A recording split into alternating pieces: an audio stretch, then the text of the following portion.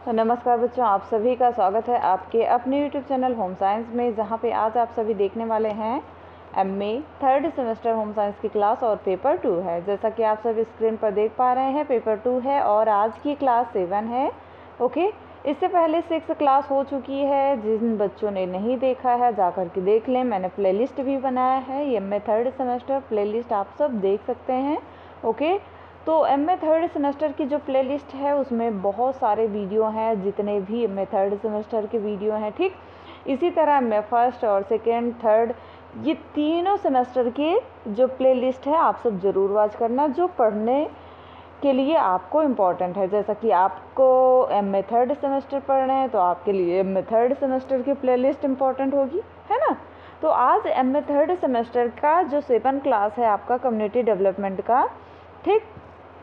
जैसा कि आप सब देख पा रहे हैं, सामुदायिक विकास में प्रसार एवं संचार की अवधारणाएं, ये आपका पेपर 2 है। ओके, तो पेपर 2 में आज मैंने बहुत ही महत्वपूर्ण प्रश्न को शामिल किया है। जैसा कि आप सबको पता है, इससे पहले मैंने जो वीडियो बनाया था उसमें बताया भी था, जिक्र भी किया था कि आज के सेशन में बहुत ही इम्पॉर्टेंट क्लास होगी, जिसमें मैं कठपुतलियों के बारे में बात करूंगी, ठीक। जो आपका प्रसार कार्य है, प्रसार के लिए, प्रसार संचार के लिए, जैसा कि आप सबको पता है, कम्युनिकेशन एंड कम्युनिटी डेवलपमेंट के लिए ये वेरी इंपॉर्टेंट होता है कि किस तरह से प्रसार को आगे बढ़ाया जाए।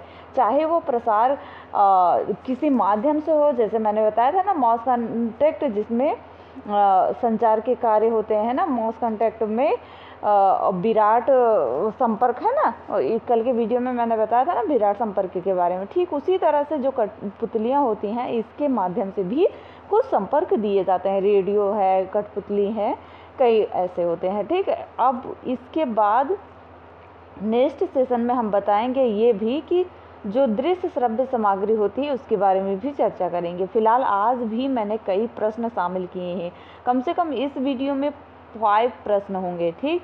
5 क्वेश्चन हैं, इसलिए आप सब बिल्कुल भी स्किप मत करना, पूरा वीडियो वॉच करना। ओके, तो चलते हैं, आगे बढ़ते हैं। पहला प्रश्न है और पहला प्रश्न थोड़ा लॉन्ग होगा लेकिन आपके लिए बहुत इम्पोर्टेंट होगा। ओके, तो बढ़ते हैं, देखते हैं। पहला प्रश्न आपकी स्क्रीन पर आ चुका है, जल्दी से लाइक शेयर कर दीजिए। जो पहली बार जुड़े हैं चैनल को सब्सक्राइब भी अवश्य कर लें। ओके, तो चैनल को सब्सक्राइब आई होप कर चुके होंगे, शेयर भी, लाइक भी कर चुके होंगे। ओके, तो पहला प्रश्न आपकी कठपुतली क्या है बताइए। जो कठपुतलियाँ आज तो इस समय आप देख ही नहीं पाते होंगे, क्योंकि अगर आप सर्च भी करेंगे तब भी आपको बहुत कम ही दिखाई देगा, क्योंकि जो कठपुतलियाँ हैं ये वर्तमान समय में बहुत कम ही यूज़ हो रही हैं, ठीक। तो कठपुतली के प्रकार क्या हैं ये भी जानेंगे, ठीक। जिसे हम कठपुतली को इंग्लिश में क्या कहते हैं, पपेट्स कहते हैं। ओके, तो पपेट्स के बारे में जानेंगे। पहले आइए आंसर की बात करते हैं। आजकल प्रसार शिक्षण, स्वास्थ्य परिचर्चा, कृषि शिक्षण इत्यादि में कठपुतलियाँ जो होती हैं, प्रदर्शन के माध्यम से लोगों को शिक्षित करने का प्रयत्न किया जा रहा है, ठीक। भारत कठपुतलियों का जनक देश माना भी जाता है, ये वेरी इंपॉर्टेंट है। भारत क्या माना जाता है, कठपुतलियों का जनक देश माना जाता है, क्योंकि यहीं से ही कठपुतली की शुरुआत हुई थी, ठीक। पहले कठपुतली के माध्यम से केवल गीत और ऐतिहासिक गाथाएं ही प्रस्तुत की जाती थी, किंतु इस समय क्या हुआ है बच्चों, वर्तमान समय में कठपुतली प्रदर्शन अत्यंत आधुनिक एवं व्यापक रूप ले चुका है। आधुनिक शिक्षण का यह एक अत्यंत सशक्त माध्यम बन चुका है। स्वास्थ्य मंत्रालय ने कठपुतलियों के माध्यम से परिवार नियोजन के संदेश को जनमानस तक सफलतापूर्वक पहुंचाया है, ठीक। तो आइए कठपुतली के प्रकार जान लेते हैं, इसके बारे में विस्तार से नहीं चर्चा कर लेते हैं कठपुतली के प्रकार के बारे में, ठीक। यहाँ पे आपकी स्क्रीन पर आ चुका है कठपुतलियों के प्रकार। ओके, देख पा रहे हैं। पहला प्रकार है हाथ की कठपुतली। ओके, जो हाथ से उंगलियों के बीच में रख करके ग्लव्स वगैरह पहन करके कठपुतलियाँ बनाते हैं ना, हाथ से चलाते हैं, ठीक। सॉरी बच्चों। सेकंड है धागे की कठपुतली। धागे ना, ऐसे धागे लटके रहते हैं, एक लोग इधर होते हैं, एक लोग इधर होते हैं, और धागे की सहायता से कठपुतलियों को नचाते हैं, ठीक। और छड़ की कठपुतली, और छाया की कठपुतली, छाया के माध्यम से दिखाया जाता है। पेपर मैच कठपुतली, फाइबर की कठपुतली और प्लास्टिक की कठपुतली। बताइए कितनी कठपुतलियाँ हैं?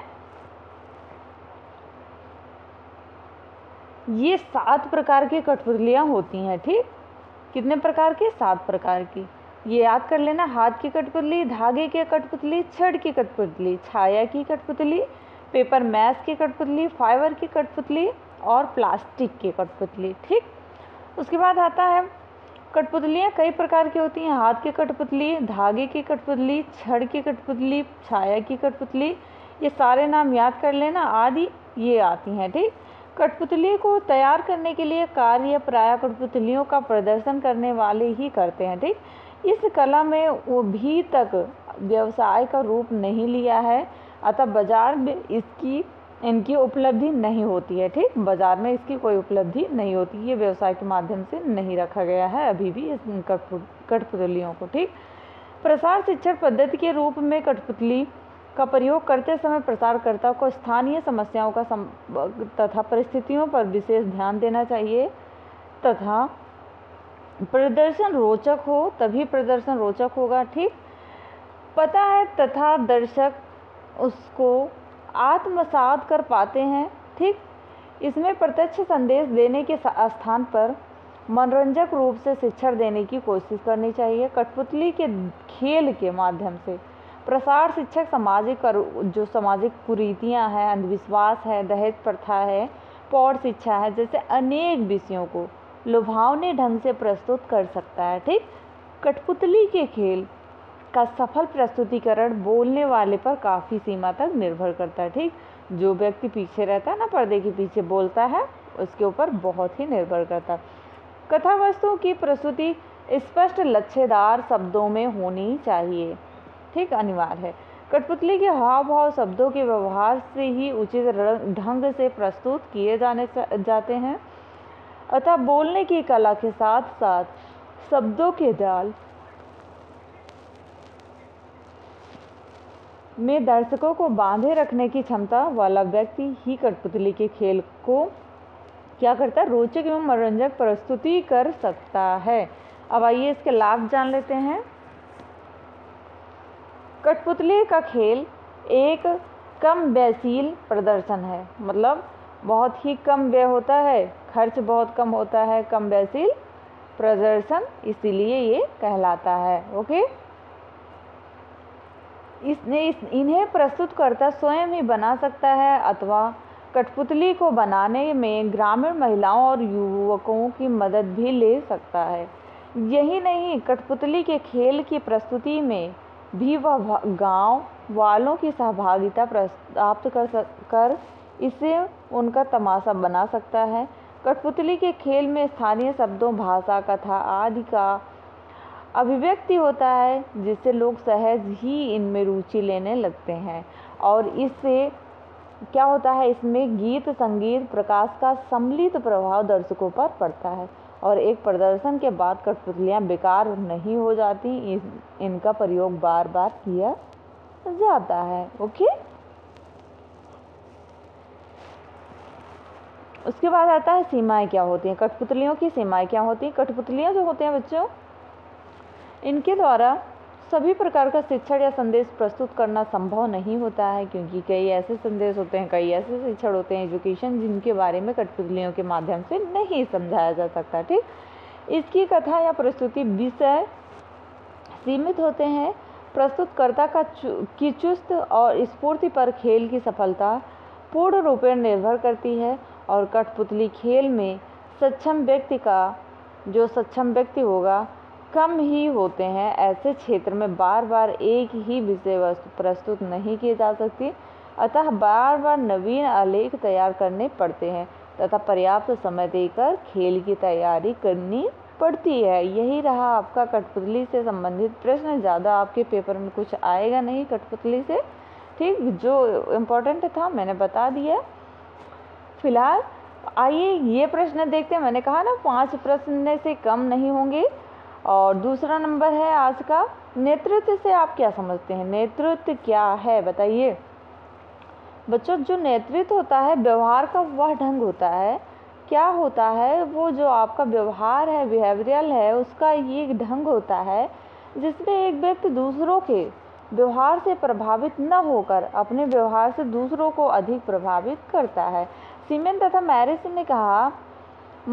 के अनुसार इन्होंने कहा, नेतृत्व व्यक्तियों द्वारा दी जाने वाली उन क्रियाओं में से है जो दूसरे व्यक्तियों को एक विशेष दिशा में प्रभावित करती हैं। ठीक।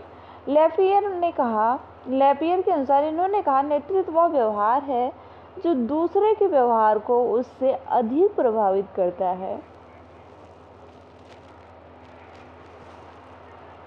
क्या करता है? अधिक प्रभावित करता है, जितना दूसरे व्यक्तियों के व्यवहार नेता को प्रभावित करते हैं। नेक्स्ट आता है संचार का अरस्तु मॉडल क्या है। संचार के सभी मॉडल के बारे में मैंने पढ़ाया था। कितने मॉडल हैं आप सब मुझे कमेंट में बताइए। मैंने कई मॉडल पढ़ाया था, अरस्तु के अनुसार, मेंडल के अनुसार, बहुत सारे। ठीक। तो यहाँ पे संचार का अरस्तु का मॉडल क्या था? इन्होंने कहा था कि 3 तत्व माने थे।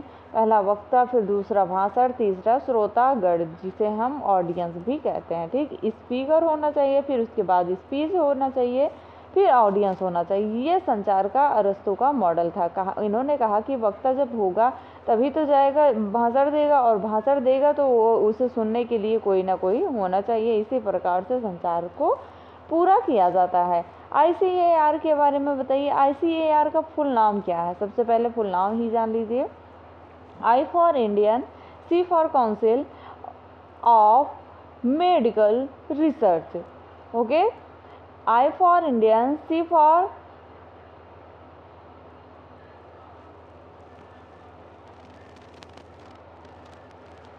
बच्चों, C for council of medical research है। ठीक।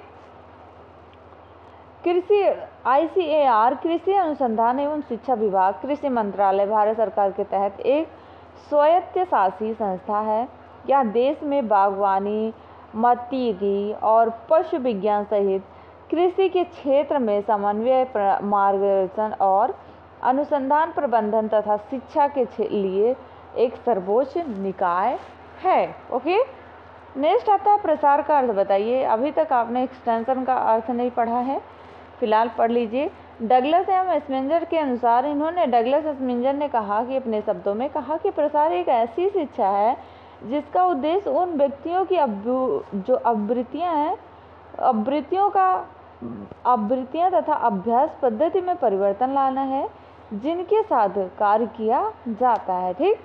प्रसार शब्द का अर्थ है बच्चों नवीन जानकारी, उपलब्धि, ज्ञान, विचार, तथ्य, समझदारी एवं आविष्कार आदि के विषय में अधिक से अधिक लोगों को जानकारी होना तथा उस जानकारी का प्रयोग करना ही ये क्या है? प्रसार शिक्षा कहलाता है।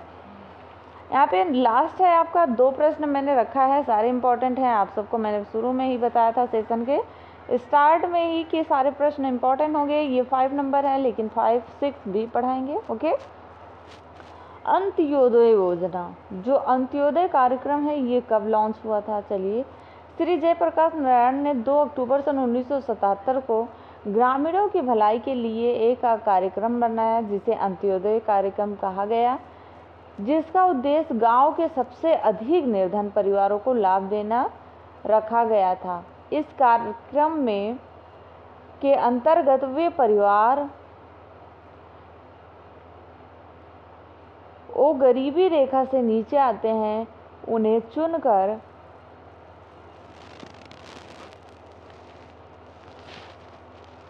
चुनकर उनमें से कुछ को कृषि हेतु भूमि दी गई तथा भूमि के विकास में आने वाले कुल व्यय का 25 से 33.5% आर्थिक सहायता के रूप में दिया गया। नेक्स्ट आता है सामुदायिक नेतृत्व क्या है? सामुदायिक नेतृत्व वेरी इंपॉर्टेंट है। जो बच्चों सामुदायिक नेतृत्व होता है वो गैर लाभकारी प्रबंधन का एक पहलू माना जाता है, गैर लाभकारी होता है। इसमें ऐसे व्यक्तियों को स्वयं सेवक या समर्थकों के समुदाय का नेतृत्व और प्रबंधन करना शामिल है, जो समान लक्ष्य और उद्देश्य साझा करते हैं। अभी तक लाइक नहीं किया है तो एक लाइक तो बनता ही है आपकी टीचर के लिए, तो लाइक शेयर कर दीजिए। मिलते हैं नेक्स्ट वीडियो में नेक्स्ट टॉपिक के साथ। तब तक के लिए जय माता रानी। पढ़ते रहो, मुस्कुराते रहो। आप सभी का दिन अच्छा हो।